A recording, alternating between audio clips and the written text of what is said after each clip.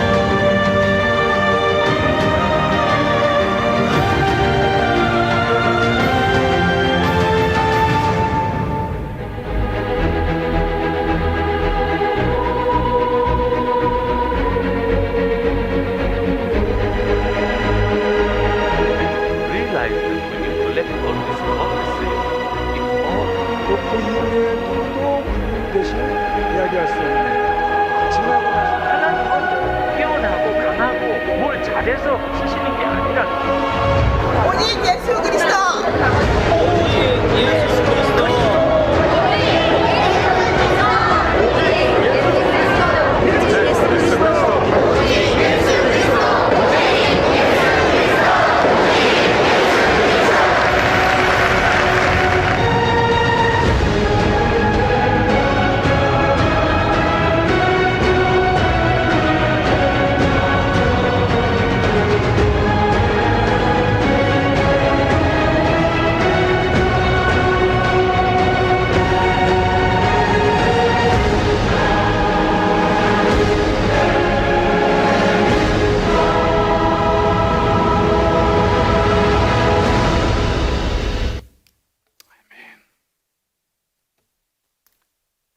우리 주님을 사랑하시는 분만 아멘 하십시다.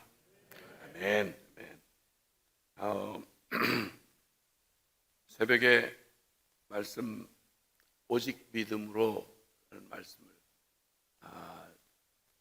참고하면서 인생 역전 이런 말이 떠올랐습니다.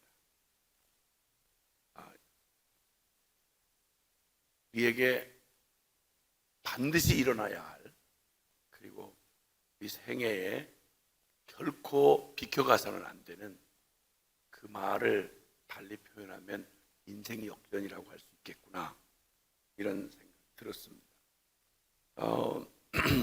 인생에게 인생 최악의 비극이 있다면, 우리가 이 땅에 사람으로 태어나서 맞이한 운명 중에 최악의 운명이 있다면 그건 하나님 없이 살아가는 삶입니다.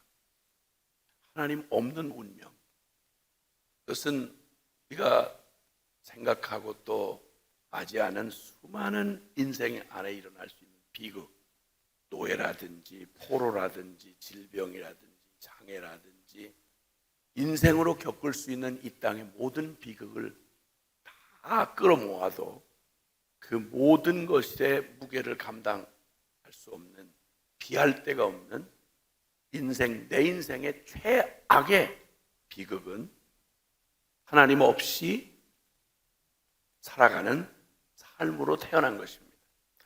하나님 없이 살아가는 것, 이게 너무도 그냥 우리에게는 모든 인류가 다 보편적 이 운명으로 태어났는데, 이 로마서 3장의 말씀을 보면 이렇게 말씀합니다. 로마서 3장 그 9절 이하에 보면, 그러면 어떠하냐? 우리는 나으냐? 결코 아니라. 유대인이나 헬라인이나 다 죄 아래 있다고 우리가 이미 선언하였느니라.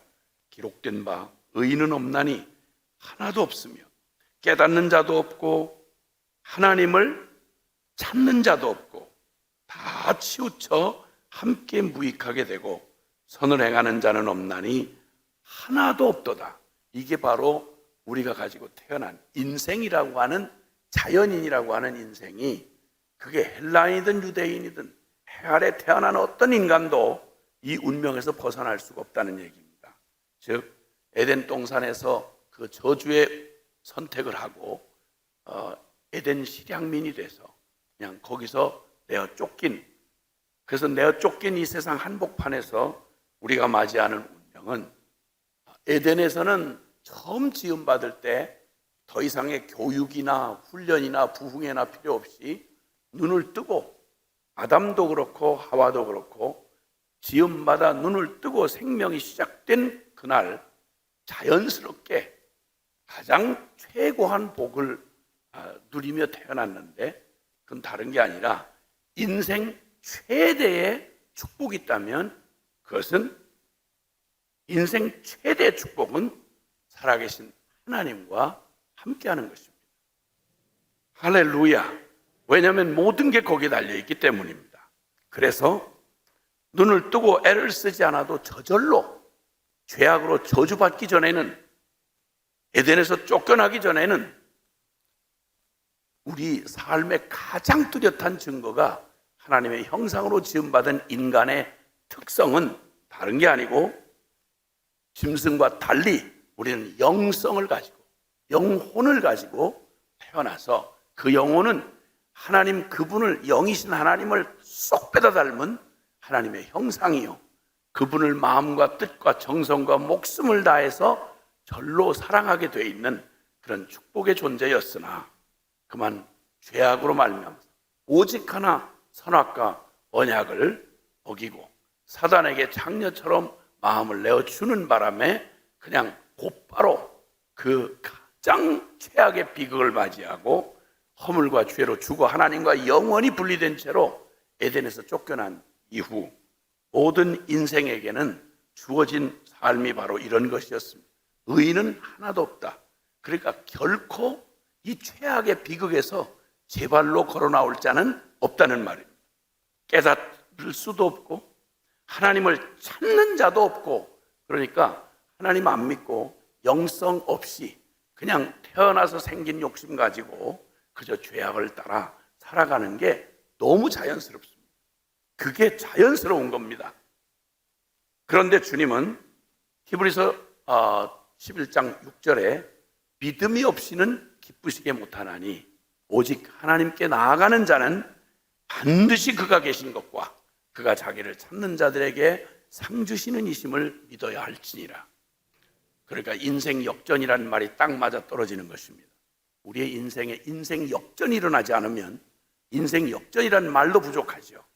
모두가 한 가지로 다 스스로 하나님을 찾을 수도 없고 깨달을 수도 없고 오히려 다 치우쳐서 무익하게 되고 하나님을 등을 지고 반역하며 불순종의 저주를 받아 이 땅에서 태어나 절로 행해지는 모든 일이 특별히 애쓰지 않아도, 특별히 몸부림하지 않아도 저절로 하나님 없는 인생, 하나님과 정반대되는 인생을 걸어가는 이 인생 최악의 비극을 가지고 태어난 인생, 우리는 평범한 삶이라고 하는 유혹에서 참 벗어나기 힘들어합니다. 모든 사람들이 이 오직 믿음이라는 말을 아주 부담스러워하고 싫어합니다. 오직 믿음이라는 말을 굳이 그렇게 해야 되느냐, 균형 있게 해라. 심지어 교회 안에서조차 이런 말을 합니다. 믿음이라는 말에 오직이라는 이게 붙어서 믿음 말고 다른 길이 있느냐? 없습니다. 종교개혁을 잠깐 소개를 영상을 했는데요. 종교개혁은 5대 솔라, 그래서 오직 5가지 이 오직이라고 하는 이미 타락했던 교회 안에도 중세 가톨릭 교회 안에도 성경 중요하다는 말 안 한 적 없습니다. 너무 중요하니까 무식한 평신도들은 손대지 말아라 이런 말이었습니다. 믿음 있었습니다. 은혜 있었습니다. 영광 굉장히 떠들어댔습니다. 이렇게 가지고 이미 있었지만 거기에 종교 개혁을 가능하게 했던 게 오직이었습니다. 오직 믿음으로, 오직 은혜로, 오직 성경으로, 오직 예수 그리스도, 오직 하나님께 영광. 아멘. 그러므로 오늘 주님은 여기서 분명하게 말씀해 주시는 인생 역전이 필요한 우리 인생들에게 주님께서 운명을 하나님 없이, 하나님을 믿을 수 없는, 하나님 반역하는 이 운명을 가지고 태어난 인생들에게 인생 대박 터지는 사건, 인생 역전을 시키는 그 놀랍고 유일한 길로 오늘 로마서 1장 16절은 우리에게 이 복음을 내가 부끄러워하지 않는다. 이 복음, 이 기쁨의 소식, 이 복음을 부끄러워하지 않는데 이 복음은 모든 믿는 자에게 구원을 주시는 하나님의 능력이 됨이라. 첫째는 유대인에게요 또한 헬라인에게로다. 17절에 복음에는 하나님의 의가 나타나서 믿음으로 믿음에 이르게 하나니 기록된 바 오직 의인은 믿음으로 말미암아 살리라. 그럼 믿음 없이는 못 산단 말입니까? 당연합니다. 살았으나 사는 게 아니고 그것은 멸망을 향해 가는 길일 뿐입니다. 우리의 운명, 영원한 운명 전체가 걸린 문제가 우리의 바로 이 믿음에 있고 그 믿음에서도 오직 믿음이다 이렇게 말씀하는 그런 것을 볼 수 있습니다. 자, 주님 그 인생 역전이라는 말이 하나님 앞에서 오직 믿음에 달려있다는 사실을, 그래서 흔히 생각하기를 나는 그런 믿음 없어요, 이런 말을 정말 교회 안에서 참 많이 들었습니다. 아이고 나는 그런 믿음은 없어요. 이 믿음이 없다는 말을 이렇게 겁없이, 믿음이 없다는 걸 이렇게 심각하지 않은 아주 별것 아닌 양, 나는 원래 좀 머리가 좋았어, 나는 원래 성격이 그래서 나 그렇게 오직 이런 말 싫어해요. 그리고 믿음이요? 나 믿음 없어. 아유 전 믿음이 부족해서. 불순종의 모든 이유가 뭐냐면, 자 성경이 분명히 이렇게 말하고 있으니 은혜 받은 대로 삽시다. 그러면 아유 저는 그런 믿음까지는 없어요. 전 평신도예요. 평신도용 믿음이 따로 있고 성직자용 믿음이 따로 있습니다. 천하에 그런 말 없습니다. 그런데 이 믿음을 한 번도, 믿음 없는 것을 회개해 보신 적 있습니까? 믿음이 이토록 우리의 운명을 이 인생 역전이 일어나서 이 오직 믿음이라고 하는 이 생명줄이 아니고는 이 영성을 핵심으로 말한다면 바로 이 영성을 말하는 것인데, 믿음이 없다는 말을 히브리서 3장은 우리에게 말하기를 이건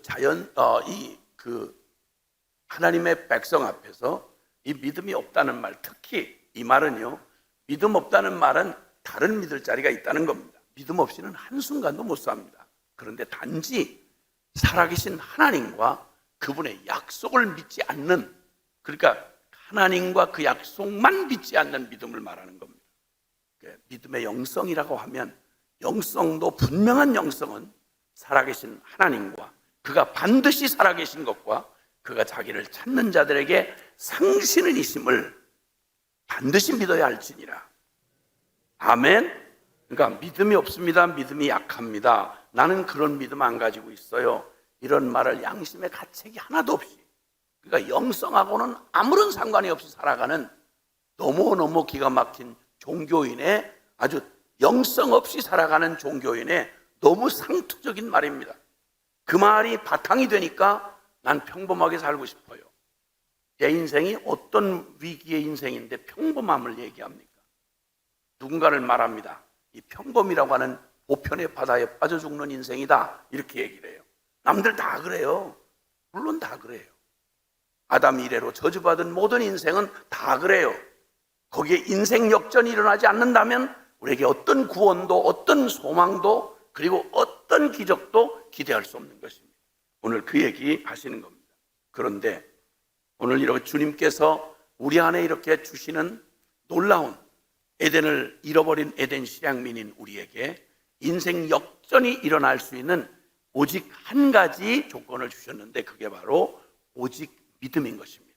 그러므로 우리의 승리하는 영성은, 우리를 이기는 이 영성은 바로 믿음인 것입니다. 요한일서 5장 4절과 5절에도요, 대저 하나님께로서 난 자마다 세상을 이기느니라.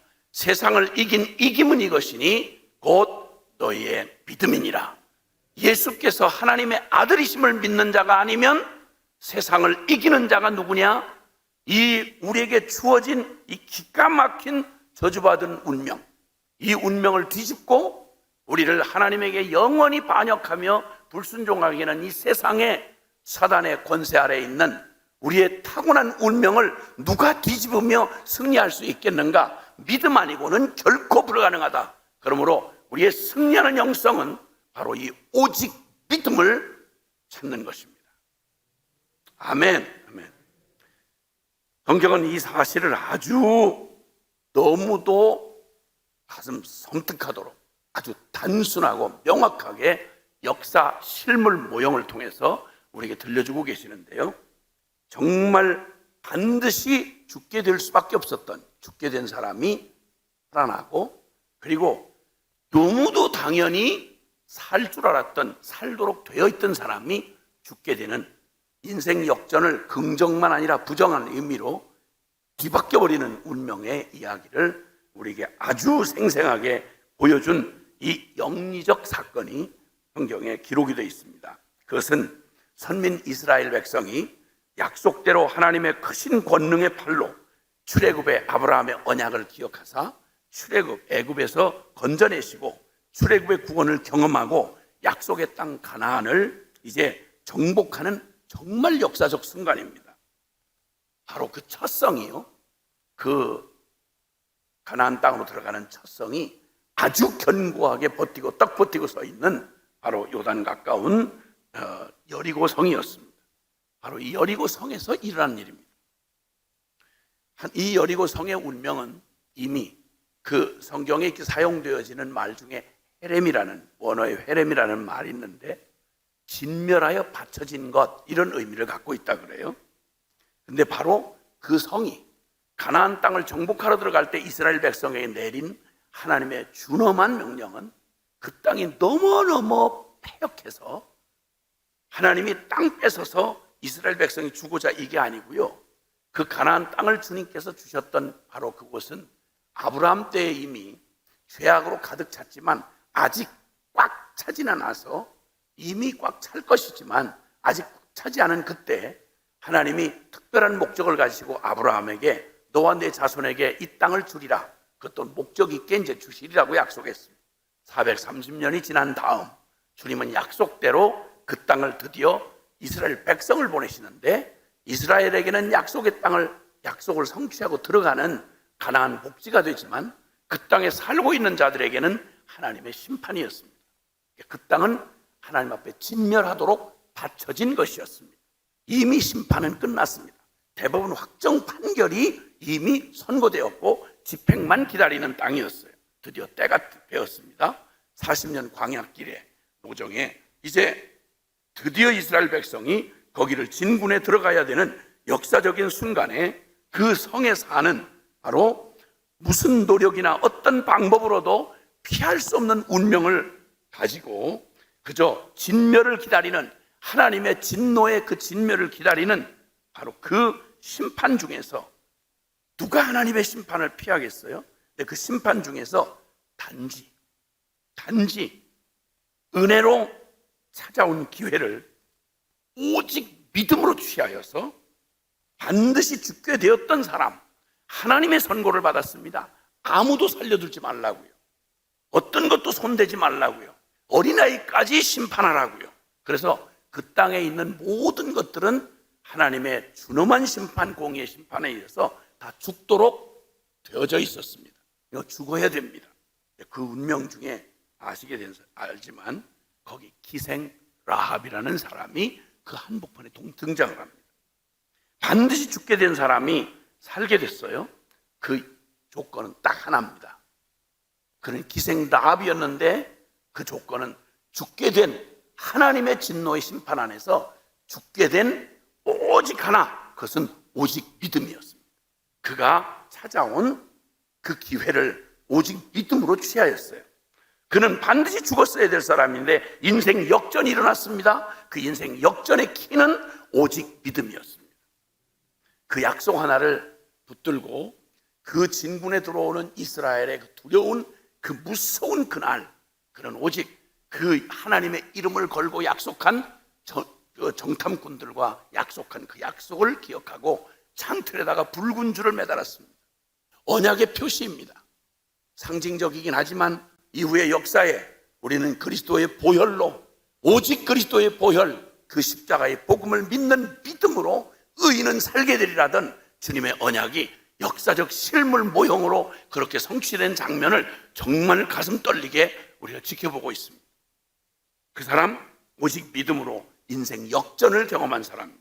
그런데 거기에 꼭 잊지 말아야 할 가나안 정복의 그 준엄하고 두려웠던 그 순간에 너무 생생하게 대조가 되는 거꾸로 인생 역전을 기록한 한 사람의 이름을 우리는 기억하고 있습니다. 그는 아간입니다. 그 아간은 선민 이스라엘이요, 유다 지파입니다. 지파 중에, 선민 이스라엘 중에 언약의 중심을 이루어오던 유다 지파입니다. 그러니까 언약의 혈통 중에 아주 찐 혈통인 것입니다. 그리고 그는 길갈에서 할례를 받았습니다. 광야 노정 중에 할례 없는 백성이 됐던 걸 주님께 염려하시고 거기 여리고성 바로 전쟁 바로 눈앞에서 주님은 놀랍게도 그 백성들에게 할례를 행하게 하십니다. 그때 할례를 받은 사람입니다. 길갈에서 할례를 행했고요. 그리고 그는 영적 체험을 한 사람입니다. 승리의 기적을 본 거죠. 요단강이 눈앞에서 쫙 갈라지는, 40여 년 전 조상들이 애굽에서 건너올 때 40여 년 전에 그 홍해바다를 건넜다는 얘기가 자기의 삶의 실제 눈앞에 펼쳐져서 그 하나님이 한 세대는 갔는데 그들을 인도하신 하나님은 영원히 변치 않으신 그 하나님을 자기 두 눈 똑똑히 두 눈으로 보고 있었습니다. 그리고 그는 전쟁의 공로로, 전쟁이랄 것도 없지만 여리고 정복에, 그냥 특히 여리고 정복에 뛰어들어가서 앞장서서 전쟁하는 사람이었습니다. 자, 그냥 봐도 완벽에 가까운 혈통과 율법의 행위에 대한 당연한 살자였습니다. 이 사람이야말로 하나님을 믿는 일에 애를 쓰지 않아도 절로 믿을 수밖에 없는 이런 사람이었습니다.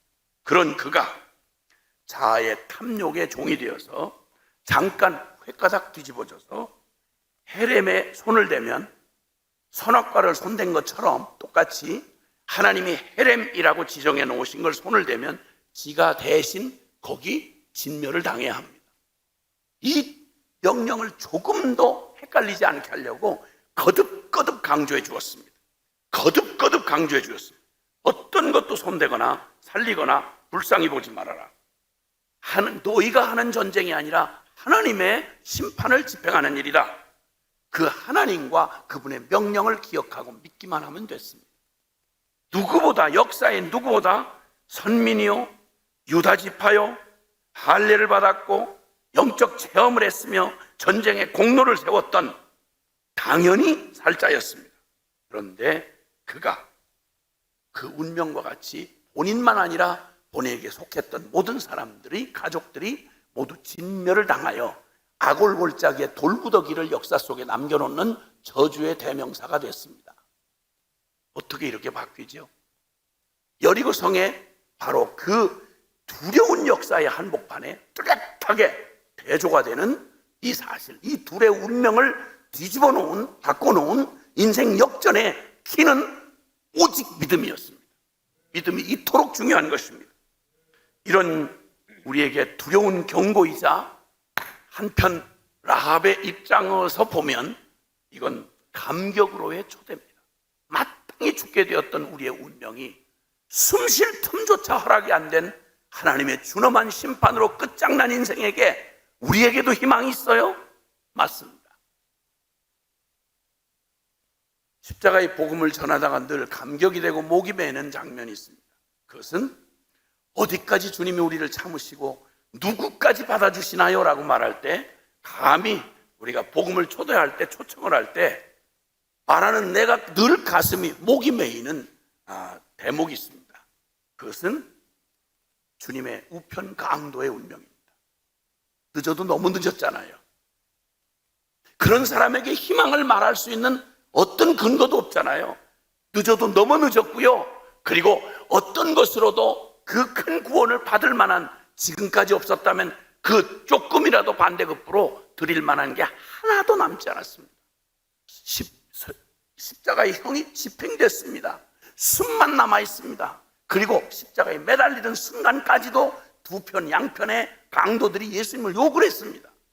똑같은 저주 아래 모든 희망이 끝난 바로 상한 갈 때 꺼져가는 등불 같은 그 우편 강도가 마지막 순간에 설명할 수 없는 은혜로 어떻게 이런 주님을, 어떻게 이런 분을 하는 순간 그가 너무 늦은 시간에 이렇게 부탁을 합니다. 주여, 당신의 나라에 임하실 때 나도 기억해 주실 수 있습니까? 그때 주님이 거절을 안 하시고요. 오늘 밤 네가 나와 함께 낙원에 있으리라. 그럼 누가 주님 앞에 나오지 못할 놈이 있겠습니까? 누가 이 복음을 믿지 못할 자가 있겠습니까? 세상에 이런 복음을 주신 겁니다, 여러분. 세상에 이런 은혜를 베푸신 겁니다. 받을 자격이 전혀 없는 자에게 그저 진짜 말 그대로 은혜라는 말을 고스란히 드러내기에 가장 적합한 인생들, 그가 바로 우리가 언급하고 있었던 사마리아 수가성 여자요, 그가 바로 이 여리고성의 기생 라비요, 그가 바로 예수님과 함께 십자가에 거기 우편 매달렸던 강도요, 그가 바로 저와 여러분인 거죠. 자, 그러면 이 생생한 도전을 주시면서 오직 믿음 아니면 다른 길이 없다, 오직 믿음 아니면 다른 희망은 없다 라고 말씀하시며 우리 인생을 완전히 뒤바꾸는 단 한 가지 조건이 오직 믿음이다. 그리고 주님이 준엄하게 경고를 하십니다. 마태복음 7장 21절 이하에 나더러 주여 주여 하는 자가 다 천국에 들어갈 것이 아니요 하늘에 계신 내 아버지의 뜻대로 행하는 자라야 들어가리니, 우리가 믿음을, 오직 이 믿음이라고 하는 이 믿음을 그저 지적인 동의나 자기의 중심에 무언가 유익이 돼서 사용하는 이런 것이 아니라, 오직 믿음이란 여기 경고하신 대로 주여 주여 하는 자가 다 천국에 들어갈 게 아니요 오직 살아있는 산 믿음으로, 산 영성으로 하나님 앞에서 그 뜻대로 행하는 자라야 천국에 들어가리니, 22절에 그때 많은 사람들이 예수님더러 이르기를 주여 주여, 우리가 주의 이름으로 귀신을 쫓아내고 주의 이름으로 많은 권능을 행하고 주의 이름으로 우리가 이 선지자 노릇을 하지 않았습니까? 하리니, 그때 주님이 밝히 말씀하시기를 이 불법을 행한 자야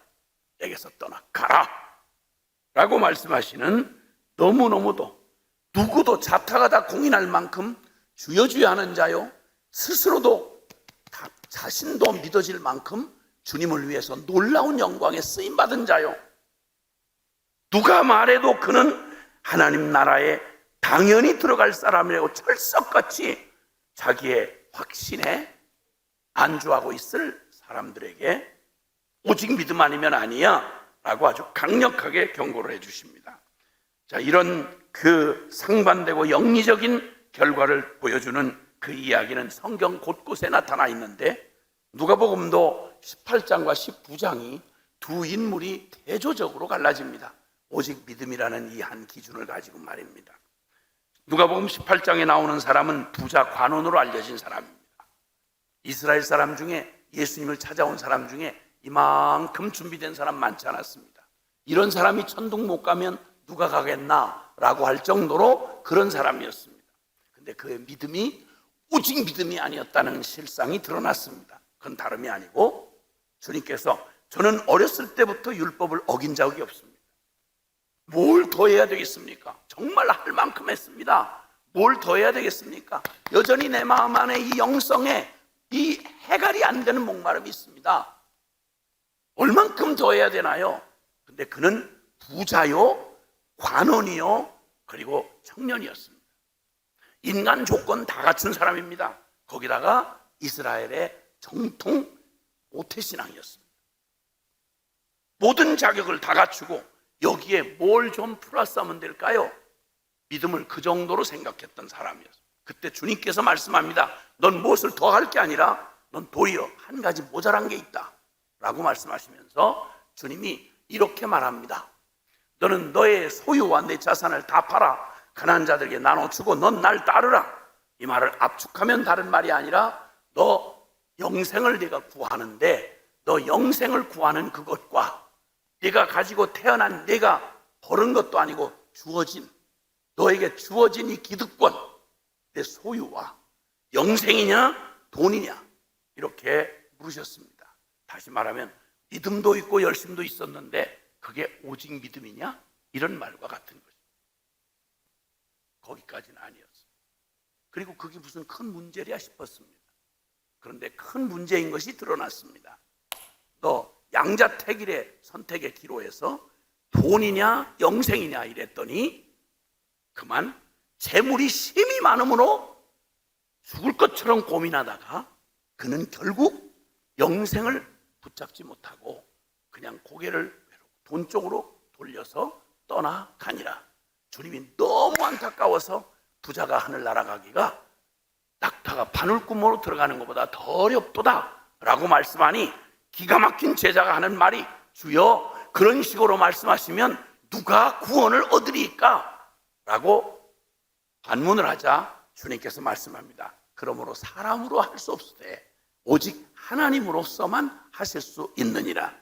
오직 믿음이란 말의 의미를 정확하게 주님께서 말씀해 준 겁니다. 사람으로서는 할 수 없어. 즉 행위로는 구원받을 수 없어. 우리를 아무리 쥐어짜고 우리가 국물을 짜내도 우리에게서 나올 것은 구원에 요만큼도 도움이 될 게 나에게서 나올 게 없어. 그래서 오직 믿음이라는 절대 믿음과 같습니다. 그래서 전적인 하나님의 은혜가 아니면 전적으로 받을 자격이 없는 자에게 일방적으로 베풀어 주시는 하나님의 은혜가 아니면 이 인생 구원의 이 엄청난 이 복은 절대 누릴 수 없다는 것입니다. 아멘. 그런데 부자 관원에게는 평생을 애를 쓰면서도 결국 이렇게 되어진 그렇게 어려운 이 믿음이 놀랍게도요. 그 다음에 바로 18장과 19장은 대조를 보여주는데 19장에 나타난 사람은 유명한 삭개오 형님 얘기입니다. 세리장이었습니다. 죄인의 그 당시에 죄인의 대명사였던 아예 구원의 반열에 끼어 늘 생각조차 하지 않는 세리와 죄인들 이렇게 대명사로 쓰여지는 바로 그런 세리 중에서도 악랄했던 세리장이었습니다. 이 인간에게 구원을 말한다는 건 너무 사치스러운 얘기요. 있을 수가 없는 말입니다. 그런데 누구도 짐작하지 못했을 바로 이 세리장 삭개오, 인간의 길을 포기하고 이스라엘을 포기하고 로마 앞잡이가 돼서 동족들의 등을 쳐먹던 이 불쌍하고 가련한 이 인생 안에 무슨 영적인 목마름이 있겠나, 무슨 영성을 기대할 수 있겠나. 그는 이미 한쪽 편, 영성의 한쪽 편을 경험한 자입니다. 돈을 위해서 양심도 저버리고 신앙도 저버리고 민족도 저버렸던 그가 찾아갔던 돈을 얻고나 보니 인생 추구해 보니 헛되고 헛되며 헛되고 헛될 뿐만 아니라 미칠 것 같은, 죽을 것 같은 인생 피폐해진 영혼의 그 고통을 바닥을 이미 쳤던 사람입니다. 그러다가 같은 세리인데 인간 취급을 못했던 세리 중 마태가 어떻게 그 거룩하신 선생님으로만 해도 알려져 있던 예수님이 뽑은 제자 중에 세리가 어떻게 예수님의 제자가 되냐는 말입니다. 무언의 메시지가 그에게 들려졌을 게 분명합니다. 주님이 여리고로 지나가시는데 그때 세리장 삭개오가 만날 기회가 주어지질 않자 그는 오직이란 말이 떠오를 만큼 오직 지금 이분을 만나지 않으면 이 기회가 아니면 다른 기회는 없어. 그가 뽕나무에 기어 올라갔습니다. 지나가는 주님을 보고라도 싶어서 무슨 해답이나 다른 계산이 있어서가 아니라 이 길 밖에는 꼭 뭔지 모르게 그의 안에 본능과 가까운 그런 간절한 절박함이 오직이란 말로 밖에는 설명이 안 되는 행동을 합니다. 그 반응에서 볼 수 있습니다. 평생을 그렇게 멋있는 모습 갖추고 모든 믿음의 외향을 다 가지고 있던 그 부자 관원에게는 하늘나라 들어가기가 바늘귀처럼, 낙타가 바늘귀처럼 불가능해 보이던 그 어려워 보이는 믿음이 깨어진 심령에게는, 다른 답이 없는 인생에게는 이렇게도 쉽고 단순하고 어린아이 젖먹이 아이가 엄마 찾는 본능처럼 이렇게 단순한 믿음, 삭개오야 내려오라, 긴 말, 신학적 설득이나 엄청난 성령의 기적과 은사 이런 게 아니었습니다. 삭개오야 내려오라.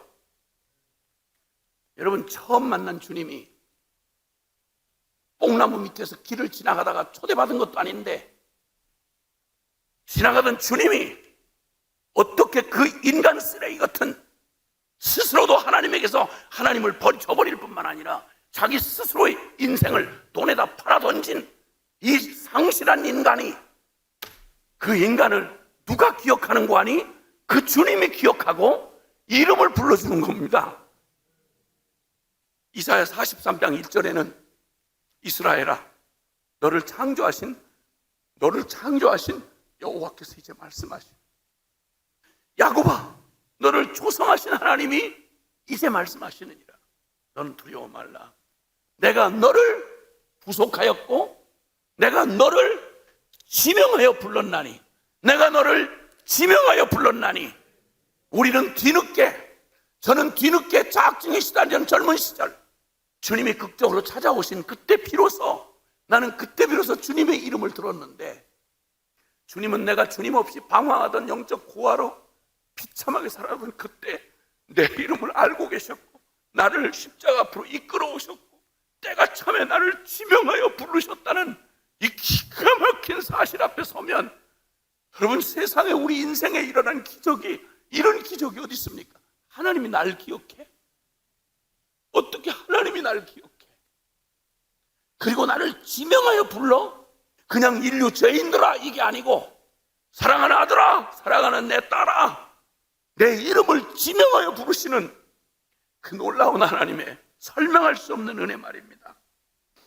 삭개오가 삭개오야 내려와. 그냥 널쩍 떨어져 죽을 뻔했습니다. 삭개오야 내려오라. 내가 너의 집에 오늘 밤 유하여야 하겠다. 유대인의 관습상 있을 수가 없는, 부정한 자와 함께하고 죄인과 같이 함께 먹는다, 이거는 경건 자체를 팔아넘긴 것처럼 여겨지는 그때에, 아이야 내가 너의 집에 유하여야 하겠다, 동급으로 같이 취급해주겠다, 이런 말인데 긴 얘기도 없이 이 결론 같은 은혜가 선포되자 덩실덩실 춤을 추며 체면이고 나발이고 없이 그냥 가가지고 그 밤에 그가 고백하는 말이 있습니다. 일평생 돈에 목숨 걸고 양심도 민족도 모든 것도 다 팔아 넘겼던, 자포자기하고 팔아 넘겼던 삭개오가 생명줄 같은, 부자에게 돈은 생명줄 같은데 바로 그 엄청난 경건의 모양을 가졌던 바로 누가복음 18장 부자 관원은 영생을 눈앞에 두고도 돈 때문에 영생 포기하고 가득하게 했던 건데, 이 끔찍한 이보다 말할 수 없는 노골적인 부자였던 삭개오가 스스로 말하기를, 주여 내가 내 재산의 절반을 내가 토색한 일이 있으면 율법대로 4배나 갚게 쓸 것이며, 혹시 그 중에 남은 게 있다면 그 중에 내 모든 재산의 절반을 팔아 가난한 자들에게, 내가 의무도 감당하겠지만 자발적으로 제가 이웃에게 그 사랑을 실천하고 내 재산, 평생 내 재산이라고 생각했던, 생명 같았던 재산을 팔아주겠습니다 라고 고백하는 기적이 일어나더니 누가복음 19장 10절에 주님이 내가 인자하여 온 것은 이 집에 그 이 구원이 이르렀다. 아브라함의 자손이다. 라고 말씀하시며 내가 온 것은 이런 잃어버린 자를 찾아 구원하려 함이라. 할렐루야. 18장과 19장의 운명을 갈라놓은 키도, 핵심 키도 오직 믿음인 것입니다. 개인과 이 개인의 한 운명을 바꾸는 것뿐만 아니라 역사도 뒤바뀌는 바로 이것이 오늘 봉독해 주신 말씀, 바로 이신층이라고 보통 말하는 오직 믿음으로 말미암아 의롭다함을 얻는다는 이 진리가 어떻게 한 개인의 삶을 뒤집어 놓고 이게 어떻게 역사의 흐름을 바꿔놓는지를 어마어마한 진리의 선포인 것을 주님이 우리에게 보여주시는 핵심 주제. 500여 년 전 그 종교개혁이라고 보통 일컬어지는 바로 종교개혁의 주역으로 쓰임받았던 마틴 루터라는 사람이 있었던 걸 우리 압니다. 종교개혁은 그때만 있었던 건 아니고요. 역사 내내 초대교회부터 항상 이 믿음에서 빗나가고 복음에서 떨어져 나가는 교회의 타락과 위기가 있을 때마다 어느 때나 개인적으로 혹은 집단적으로 늘 존재해 왔습니다. 사실 알려진 사람이 마틴 루터라 그렇고 역사에 바로 그 누군가 말한 것처럼 영웅이란 역사의 영웅이란 썩은 문짝을 걷어차는 자와 같다 이런 말을 했듯이 하필 그가 무슨 개혁을 일으키려고 했던 게 아니라 다만 이 말씀에 오직 믿음이라고 하는 이 말씀에 부딪힌 그의 개인의 심령이 뒤집어지고 그리고 그 양심 안에서 외치지 않을 수 없는 그 외침이 결국 파장이 돼서 그 시대에 그 어둠 가운데 신음하던 영혼들의 심령을 잠자던 심령을 일깨우고 억눌리던 심령을 완전히 폭발하게 해서 말 그대로 우리가 기억하는 중세의 종교개혁을 일으켰던 것임을 우린 잘 알고 있습니다. 그리고 보통 개혁신앙이라고 말하는 우리는 그때 갑자기 시작된 신앙이 아니라 원래 초대교회, 원래 오순절 강림을 통해 예수 그리스도로 말미암아 우리에게 주어주신 유일한 복음, 오늘 이 로마서의 이 복음의 결론, 이 복음을 가지고 믿는 것을 우리의 신앙으로 알기 때문에 우리가 되찾았던 종교개혁 때 종교개혁자들이 외쳤던 말, 오직 성경으로, 오직 믿음으로, 오직 은혜로, 오직 예수 그리스도, 오직 하나님께 영광, 이건 갑자기 튀어나온 진리가 아니고 원래 있었던 건데 변질되어 이 오직이란 말에서 여기서 빗나갔던 그 시대를 주님이 되돌리시는 하나님의 은혜가 역사 가운데 드러났던 것을 말하는 것입니다. 한 인간, 아주 개념 없던 캐토릭 모태신앙이었던, 그래서 아무런 하나님에 대한 것도 영혼에 대한 개념도 없던 머리만 좋아서 법학 공부를 하던 한 청년 마틴 루터가 인생을 그냥 이렇게 사느니 먹고 마시고 시집가고 장가고 사고 팔고 태어난 이 삶이 평범한 삶이고 그냥 이게 괜찮은 삶이려니 생각했던 그 아니라던 그 영혼에 하나님이 한 사건을 허락하셔서 벼락 속에서 죽음을 경험하고 거기서 그냥 처음으로 그 두려우신 하나님의 실존 앞에 서고 그리고 자신의 그 하나님의 실존 빛 앞에 서고 나니까 어두컴컴한 데서 술 취해가지고 그냥 어두컴컴한 구석에서 먼지 탈 때는 그냥 부끄러운 줄도 모르고 그냥 자신의 무뎌진 양심으로 모르다가 밝은 불이 확 들어오고 내 생긴 모양이 그대로 드러나면 사람들이 화들짝 놀래가지고 자신을 돌아보게 되듯이 하나님의 그 벼락 사건 앞에서 목숨이 경각간에 달렸을 때 누구를 구해야 되겠어요? 하나님 직접 부르지도 못하고 잘못 배운 천주교의 저거대로 성 안 나요, 성자의 공덕을 의지하라는 그 행위 구원을 얘기하던 가톨릭의 타락한 교리에 그나마 그저 그걸 끈앞불처럼 붙잡고 성 안 나요, 나를 살려달라고, 만약 살려주면 이전처럼 개념 없이 영혼도 없이 하나님도 없이 사는 이 미친 짓을 나는 이 그 위험천만한 짓을 그만두고 하나님을 위해서 하나님의 종이 되겠습니다, 사제가 되겠습니다. 그리고는 거기서 기적적으로 목숨을 건지고 뒤로 물러설 수가 없었습니다. 이때부터 시작된 영혼의 내면 존재가 드러나서 하나님이라는 실존 앞에 이제 드러난 자신의 실존 때문에 그냥 두려워서 덜덜 떨면서 어떻게 하면 이 영혼의 이 문제를, 이 죄의 문제를 바꿀 수 있을까? 적자사자 애를 쓰고 배우고 보고 듣고 안 종교적 행위를 다 동원해도 내 스스로의 의로는, 나의 행위로는 무슨 짓을 해도 인간이 바뀔 수도 없고 이 영원한 운명의 비극에서 빠져나갈 길이 없다. 그리고 철저하게 절망하고 타락한 가운데 몇 번의 과정을 하나님이 그의 생애에 허락해 주셔서 그가 결국은 이 진리 앞에 이르게 되었습니다. 인생의 굽이굽이 몸부림을 치다가 찾아 이른 그 결론이 바로 뭐냐면, 나로서는 안 된다, 나는 영원히 저주받고 심판받을, 나는 존재적 죄인이란 사실을 그냥 뼈저리게 경험하고 털썩 주저앉았을 때, 그때 이해할 수 없는 이 말, 어떻게 공덕을 쌓고 선하게 산 사람이 상선벌악으로 그렇게 하나님 앞에 상급받고 벌을 받는 게 맞지, 어떻게 말도 안 되게 오직 믿음으로 하나님의 의를 힘입고 어떻게 구원을 받느냐, 이게 말이 되냐, 끝까지 이해할 수 없다는 말로 몸부림치다가 어느 날 갑작스러운 비침으로 그 몸부림 끝에 발견한 게 오직 믿음인 것입니다. 오직 믿음인 것입니다.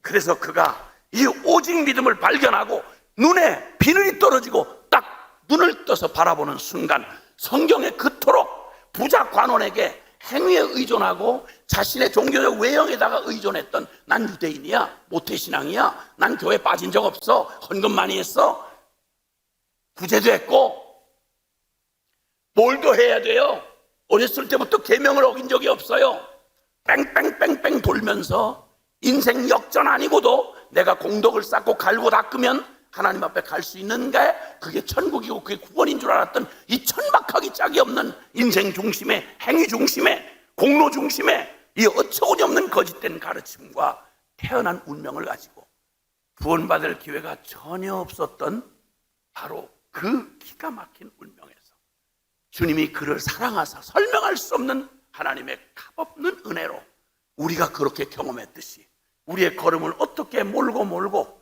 저 산 각기라는 샘에서 흘러나온 물이 어떻게 물줄기를 따라서 흐르고 흘러 모여서 흐른 강이 어떻게 그게 낙동강이 되고 어떻게 그게 금강이 되고 그게 어떻게 한강이 되는가, 우리 설명할 수 없지만 인생의 각기 출발한 지점이 다른 것 같은데 그냥 그렇게 흘러 찾아 살고 싶어 찾고 애쓰고 실패하고 무너지고, 그리고 다다른 곳이 십자가 앞으로, 그리고 오직 믿음이면 된다는 이 말로 다 할 수 없다. 그거였구나. 내 인생의 최악의 비극이 저주받아 가지고 태어난 이 운명이 바로 하나님 없이 이게 너무 자연스러운 이런 운명으로 살아가게 된 게 자연스러운 게 아니라 보편이 아니라 가장 위기의 인간이요 가장 끔찍한 저주의 운명인 것을, 멸망할 운명인 것을 비로소 화들짝 놀래가지고 애를 써오다가 끝이 난 사람들에게는 오직 믿음이라는 복음이야말로 이보다 더 반가운 게 없고 이보다 더 쉬운 게 없는 것입니다. 그래서 그 주님 앞에 두 손 들고 주님 앞에 나아갈 때 우리 주님이 우리에게 들려주신 복음의 믿음은, 복음에 담겨진 그 믿음은 두 가지를 가지고 있는데 하나는 내용이고 하나는 실제성입니다. 어려울 거 하나도 없습니다. 고린도전서 15장 1절에서 4절에 복음을 아주 간단 명확하게 아주 강력하게 전해주시는 말씀은 이겁니다.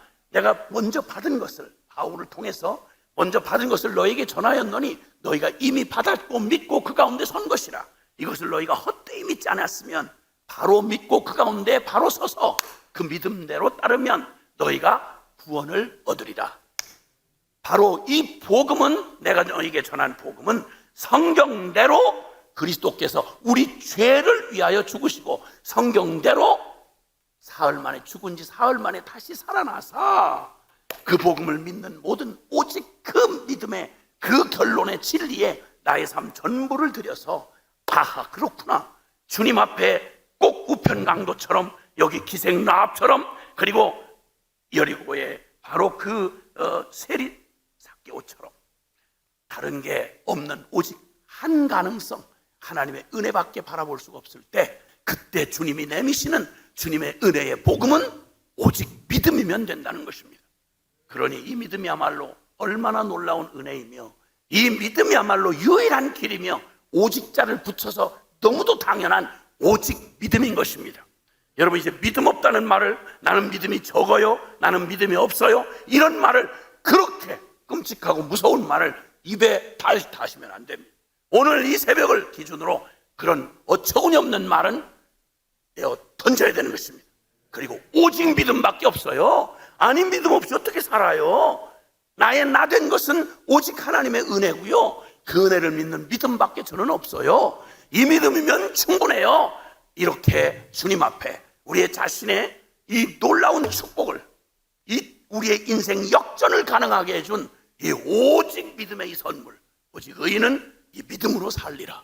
이 믿음에서 믿음으로 살아가는 길차가 레일을 따라 살아가듯이, 그리고 주님의 주신 의인은 오직 이 믿음이라는 레일 위에서 우리가 아무것도 두려워하지 아니하고 승리하는 영성으로 우리가 살아갈 수 있는 것입니다. 오늘도 우리 주님 앞에 기쁘게 환영하는 마음으로 오늘 두 손을 좀 드십니다. 주님, 준비가 되셨습니까?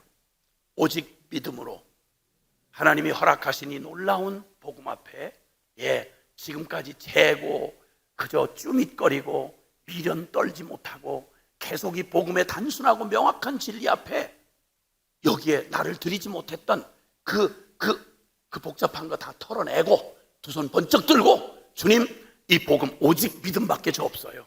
오직 믿음이면 충분해요. 주님, 이 믿음으로 내 삶을 구원해 주신 주님을 만나고, 그리고 이제는 이 믿음으로 주님만 의지하고 살아가는, 주님이 살아가는 이 삶으로 주님 나의 이 시작점을 삼고 잘 왔다면 더욱 확신 가운데 승리의 걸음을 걸어가는 믿음의 승리자 되게 하옵소서. 우리 함께 주여 부르고 통성으로 기도하면서 자연스럽게 기도하다가 돌아가시면 되겠는데요, 우리 그 주님, 누구 앞에서도 부끄러워하지 아니하고 이 복음을 부끄러워하지 아니하고 온 천하 만민에게 나만 아니라 너도 필요하다 하고 외치는 믿음의 영성의 승리자요 증거자들이 되게 하옵소서. 주여 간절히 부르고 기도합니다. 주여, 주여, 주여. 사랑하시는 아버지 하나님 감사합니다. 오 주님 감사합니다. 하나님, 우리가 살아가야 하나님, 우리가 여기서 살아가야 무엇인지 알려주시기